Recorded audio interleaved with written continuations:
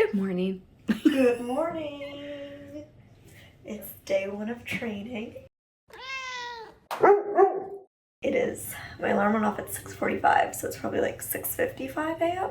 Breakfast is served at 7:30 a.m.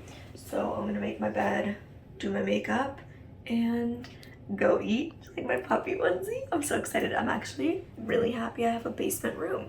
Now I'm like, oh, every time I come, I'm gonna try to snatch a basement room because, you know, the Frenchies like to stay up late and chat in the living room, and I can't hear them down here. So that's kind of nice because, you know, I have to go to bed early.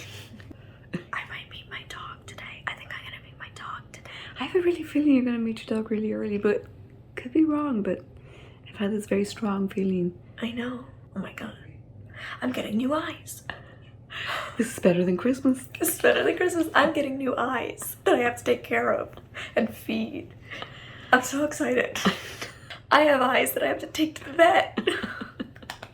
And they're fluffy and cute with a big tail. Oh, and the fluffy ears. I'm gonna have a new baby. You guys, I'm gonna have a stranger sleeping in my room. I might have a strange fluffy man sleeping in my room. You guys can probably hear all the Frenchies out there chatting around. So we're basically, everybody's kind of separated. So everybody was assigned seats at different tables. So they have probably what, maybe 4 tables out there? Yeah. So they have 4 tables out there. So the 7 people are dispersed between 4 long tables, so that everybody's kept as separate as possible. And then my mom and I are on our own separate table, which is in their like sunroom. So usually this is their sunroom lounge with like a bunch of couches and stuff. But because of COVID, they're, you know, keeping everything as separate as possible. And then I have my homemade breakfast sandwich. I'm so excited. I'm drinking mint tea right now, but you know I'm gonna switch to coffee because I need some coffee. All right, breakfast is done. I've got a cup of coffee with milk and sugar in hand. Just did my hair properly. Gonna put a little more concealer on this breakout situation that we've got going on. Luckily I'll be behind a mask most of the day. Plus, most of the people here are blind, so. It helps. Yeah.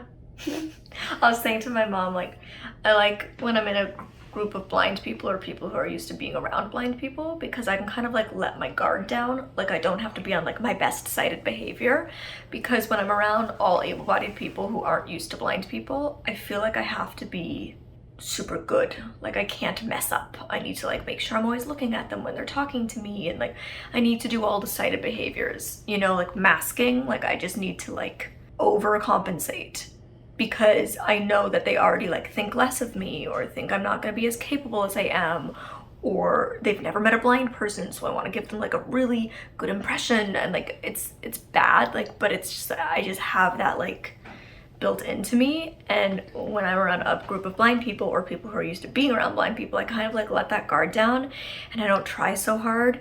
And if I'm not looking at them when they're talking to me, I'm like, oh, it's fine. It's kind of a nice feeling, honestly. But yeah, I'm very excited. My mom said a Bernese Mountain Dog just walked by the window. It's lovely. You guys know Bernese Mountain Dogs are my favorite dog breed. French Bulldogs are my other favorite, but they can't be guide dogs. Bernese Mountain Dogs can't be though. And I love them. I'm lucky, like Gallop looked like a lab, more like a lab. He was 50-50. He looked more lab, but personality 100% Bernese Mountain Dog. And I mean, of course I love Bernese because they're so beautiful, but I also just adore their personalities. Like they're incredibly gentle, sweet dogs, like the definition of a gentle giant, and just super kind and sweet and low-key, and I just love that. But I'm wearing my burner colors, trying to like bring the universe to me. As long as he has some burner in him, I'll be happy. But I did a poll on Twitter last night, and at the time of filming this clip, it has 1,500 votes, and 72.1% of people said they're guessing I'm getting a girl. And my friend, before I even did the poll on Twitter, texted me. This is actually what made me think to do the poll on Twitter. She texted me and she just goes, I think you're having a girl. And Having a girl. Yes. Well, I feel like I'm 9 months pregnant. I'm about to pop out a guide dog, you know? I feel like I'm 9 months pregnant. I'm like going into labor today, and I like don't know if I'm having a boy or a girl. I don't know the name yet. I don't know anything. I sat nameless for days. Anyways, comment below and let me know what you were almost going to be named and then what your parents ended up naming you. I'm curious. Also, if you have a guide dog and went to guide dog training, comment your experience. I think it would be super helpful for other blind people to hear different experiences from different schools, like how your system works, like what day do you get your dog, what's the training facility like, where is it located. Just give us the deets down below. And I think it would also be interesting for our able-bodied folks here to like just learn about diverse experiences of blind people. So I think that would be really fun. I'd be interested to see it. But yes, I feel like I'm 9 months pregnant, about to pop out a guide dog. And a few months back, Larissa, hey Larissa, who's one of my patrons, patreon.com/mollyburke. By the way, they already have all the updates and hot details over on the Patreon. Like they already have photos of my dog. So if you just can't wait, go check out my Patreon. But Larissa, months ago, she's like quite psychic, and she said I was getting a girl. So I don't know, Mom. I mean, you guys know I'd prefer a boy, but like I'm gonna love it anyway. You know, if it's a girl, I'm obviously gonna love that girl. And guess what? I'm gonna make the most of it and dress her in all the pink fluffy glitter stuff.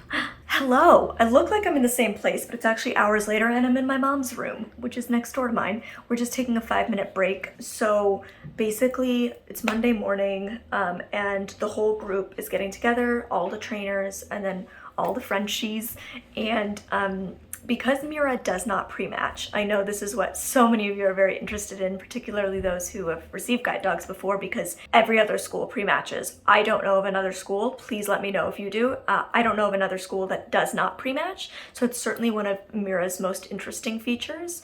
I love it. I love getting a say. And they were saying this morning, one of the reasons they do it is because they want you to know what's out there. They want you to know that like whatever dog you get was the best one for you. And you don't have to question, is there a better match? Is there a better dog for me? Because you will have tried your options. And so this morning we're all just sitting around going through what our lifestyle is like. So, you know, I said I live in a 2-bedroom apartment in a big city, downtown.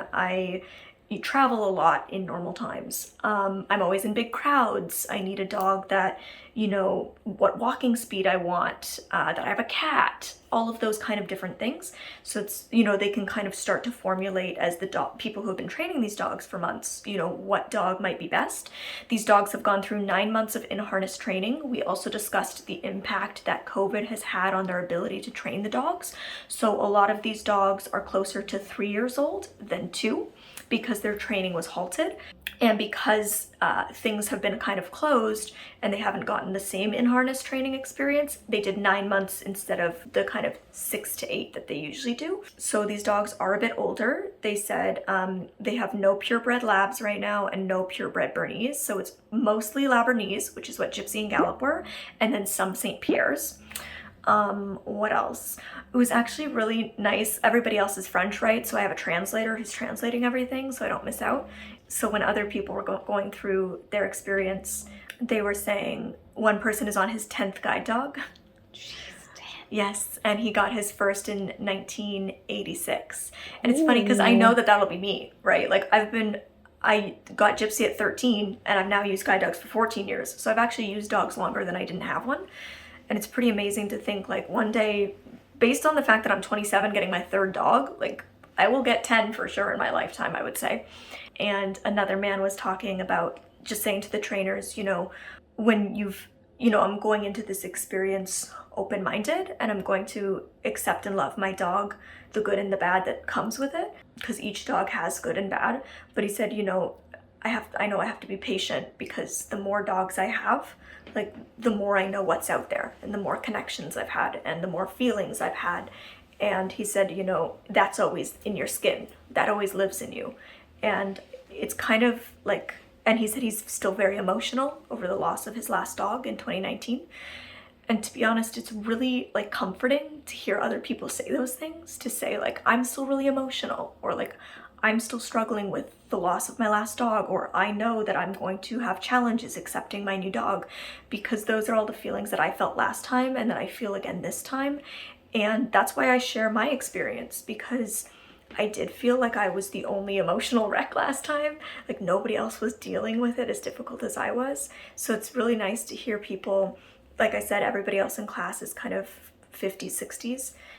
So they're all much more experienced than me, and it's actually really comforting hearing them say like, I'm still emotional, or I'm still struggling, or it will be hard for me to adapt, because it just makes me feel less alone. And that's why I'm sharing it with you guys, because if you go through that, I want you to feel like you're not alone in this.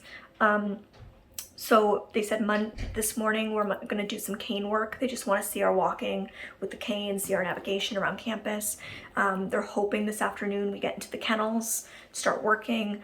By Wednesday morning, we will have tentatively selected our dog, and by Wednesday night will be sleeping here with us, but it's not solidified till Friday, which makes sense. Wednesday of my last training 7 years ago, I got a dog named Mistral, and then Friday morning we switched to Gallop. So it makes sense to me. That's exactly the track. I'm pretty anxious about the 2 weeks. They've never done 2 weeks before. The only reason they're doing it is due to COVID. It's generally 3 weeks and 4 weeks for first timers. So I think both the trainers and all of us are quite anxious about trying to fit everything into 2 weeks. So feeling a little overwhelmed about that. I did ask like what litter themes they have right now for the names, and they couldn't remember because they have so many, but they said one of them is beer. Heineken, Stella, No, that's so cute. Labatt. That's really cute. Yeah, and somebody said his favorite dog he's had, the one who's had 10, said he'd like to find one like his favorite dog that he had, which is funny because actually one of the trainers here trained that dog, and his name was Kef, which I think is cute. That's lovely, Kef. Which is from an electronics themed litter. Apparently it's a speaker. Who knew? Anyways, I'm gonna go back up, but just want to update you, tell you how class is going so far, what we're up to. All right, so we've kind of wrapped up the morning meeting early. We were gonna go do our O&M walk with our canes. They have O&M reports on all of us because all of us, had to do an O&M evaluation at some point years ago before our first guide, but all of us are multi-guide users, so they just want to kind of review our O&M with us, check it out, see how we're doing. Somebody's cooking. The kitchen's right in here. And so we were going to do that and then have lunch, but we decided to bump lunch early, and that way when we leave for the day, we don't have to come back and then go out again. So we're going to go do our around the kennel walk with the canes, and then hopefully get into the kennel. There's actually 6 of us in class, including myself, so 5 Frenchies and me. And usually it's classes of 8, but they reduced the numbers again because of COVID. And class is only 2 weeks instead of 3 because of COVID. They don't want to keep us all here for like too long. And they said they have about 12 or 13 dogs in the kennel. So between 6 of us, there's like about 13 dogs to pick from. Yeah, mostly Labernese, so like Gypsy and Gallop were, and then a few Saint Pierre. So that's the expectation. I'm letting go of my Bernese Mountain Dog fantasy, my tri-colored dog dreams, and that's okay. You just have to be flexible. And we were talking all about that, how everybody has preferences, everybody has certain things they want, but you just have to be open. You just have to be open-minded, and it's an extremely emotional week, that first week. It's very difficult, and you have to try not to compare your new guide to your other guides. You just have to stay open-minded and, recognize that the trainers know these dogs better than we do, and it's being selected for you for a reason. And I think I really learned that when I got Gallop, because he was not at all what I expected or wanted, and it was really hard for me to accept him as my guide. But he was amazing, and Gypsy and Gallop couldn't have been more different in personality and in work style, but they were both great guides for me. And so even if this dog is not what I expected or hoped for, I know that they're picking it because they know what's best for me, and I just have to trust that it's going to work out. So that's where my mental state is. Remaining open, remaining positive, adjusting my expectations and hopes, and everything's gonna be good. Lunchtime! Oh my god, you guys, it smells amazing. We were having like our meeting this morning beside the kitchen because it's all, like one little house. I love it here. And you could just smell him chopping onions, and it's so fun because it's like all the same staff, like Felix, the chef, has been here since I came, and one of the main trainer for our cohort is named Ian, and he's like, I remember you on the boardwalk with Gypsy and trainer Natalie, and I was like, yep, that's me. Like it's just fun, you know, and you can tell like the staff stay for decades, you know. It's obviously like a nice work environment. So anyways, the food's amazing. You could smell all being fresh prepared.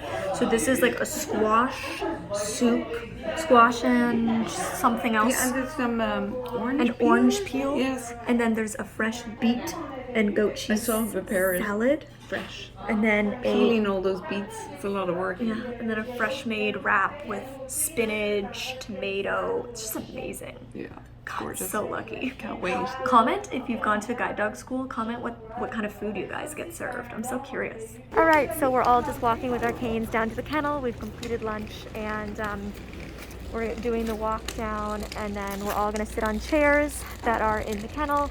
The trainers are going to do some prep walks with the dogs that they're selecting, just to get the dogs back in harness, working, and then we will start trying dogs out. That's how it goes. You just harness them up. They pull ones based on everything you've said and everything they know. They pull dogs they think sound like they would be a good match for you. Then we do in-harness walks, just looking at speed, pull, gait, all of those things.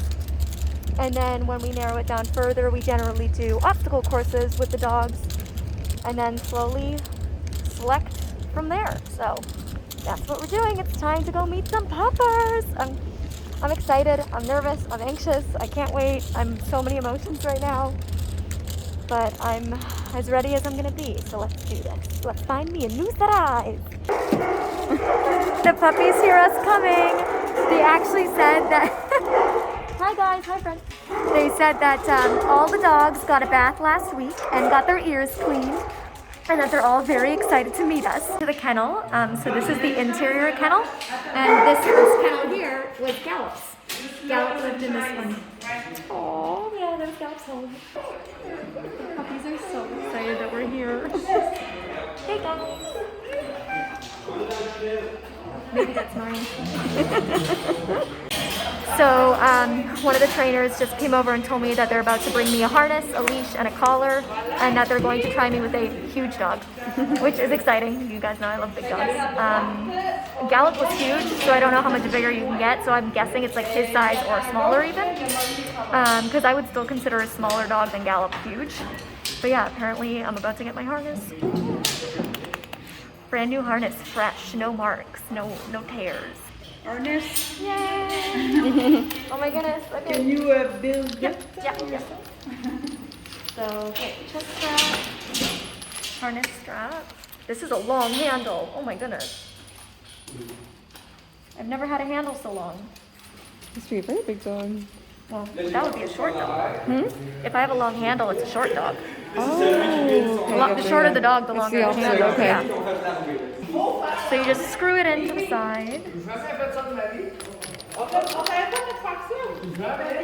I like shorter handles. That's why I like a big dog, because the handle is short, so you really feel the pull, you know? You get more feedback. The longer the handle, the further you are from your dog, and so the less pull, or the less you can feel through it. I was actually talking to my trainer about it this morning, and she was like, when I blindfold myself, I like a shorter handle with a taller dog for that very reason. So I know I'm not the only one who feels that way. It's definitely a thing. There you go. Coming up in the next episode. Okay. That's your dog. Hey dog. Oh my god, I feel like I'm sitting here with Gallup. It's crazy. Weird.